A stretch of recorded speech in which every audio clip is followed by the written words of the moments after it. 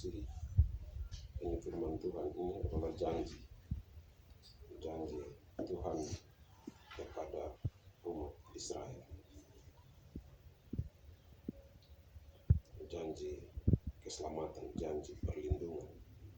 Tentu kita semua sebagai manusia pernah menjanjikan sesuatu kepada orang lain. Kita juga pernah menerima janji dari orang lain. Dan tentu kita semua juga pernah ingkar janji. Bahkan kita semua juga pernah diingkari oleh seseorang yang berjanji kepada kita. Dan memang kalau janji itu diingkari, kita pasti sakit hati. Mama kalau besok hilang, kita pesan datang bawa oleh-oleh, datang kosong, itu pasti kita hati pusat. Kita sudah melaksanakan sejumlah kerja itu kita sakit hati. Begitu juga kita menjanjikan sesuatu kepada orang lain, lalu kita tidak menepatinya, pasti orang lain juga sakit hati. Tapi ini janji Tuhan kepada umat Israel. Umat Israel itu sampai hari ini, sekalipun bangsa itu kecil, tetapi mereka tetap ada. Sekarang ini mereka berperang habis-habisan dan banyak negara yang melawan mereka, tapi mereka masih tetap ada sampai hari ini. Itu pemeliharaan Tuhan atas janji ini. Apabila engkau menyeberang melalui air, aku akan menyertai engkau. Melalui sungai-sungai engkau tidak akan dihanyutkan. Apabila engkau berjalan melalui api, engkau tidak akan dihanguskan, dan nyala api tidak akan membakar engkau. Ini janji Tuhan kepada umat Israel. Dan tentu sebagai orang percaya, kita juga yakin bahwa kita adalah bagian dari janji Allah ini. Janji Allah ini berlaku juga bagi kita, karena kita juga mengaku percaya kepada Tuhan Yesus. Oleh karena itu, sebagai manusia tentu dalam menjalani hari-hari kehidupan di tahun 2024 ini masih ada di bulan Januari, masih ada 11 bulan yang harus kita lalui. Ini kita awali dengan cuaca yang sekarang ini meragukan banyak orang. Hujan datang 1-2 kali, hilang 1-2 minggu,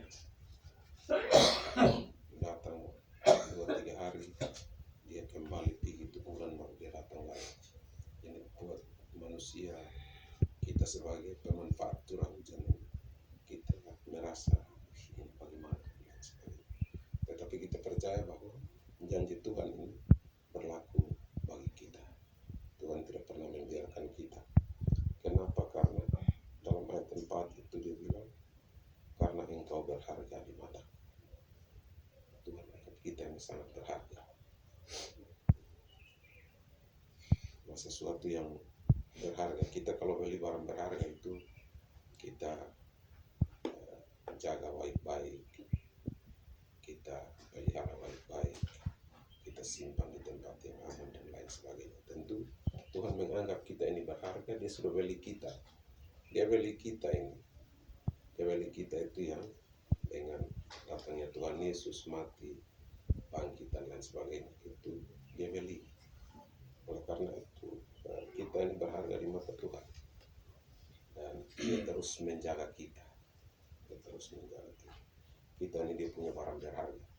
Nah, yang menjadi pertanyaan bagi kita, apakah kita juga pernah menganggap Tuhan itu berharga bagi kita? Dia sudah anggap kita yang terlalu berharga, dan dia bayar dengan harga yang mahal.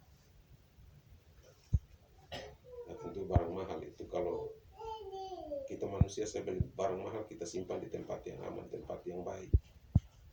Lalu kita jalan, kita ingat-ingat, kalau lihat ini barang. Jangankan sekarang HP saja kalau kita baru beli, baru datang itu barang mahal, kita pun jaga. Tuhan begitu, dia terlalu jaga kita karena kita sangat berharga. Oleh karena itu, kalau Tuhan menganggap kita berharga, maka kita juga harus anggap dia itu berharga bagi kita. Dengan cara kita selalu mencari dia, memuji dia, rajin beribadah, rajin gereja, rajin baca firman Tuhan. Anak-anak ya dengar nasihat orang tua, Orang bilang orang tua itu Tuhan Allah kedua. Tuhan Allah kedua. Artinya mereka itu perpanjangan tangan Allah yang ditempatkan di bumi. Oleh karena itu mereka omong apa kita harus ikut. Kita harus sebagai anak-anak harus begitu. Tidak boleh melawan orang tua. Orang tua omong apa kita ikut.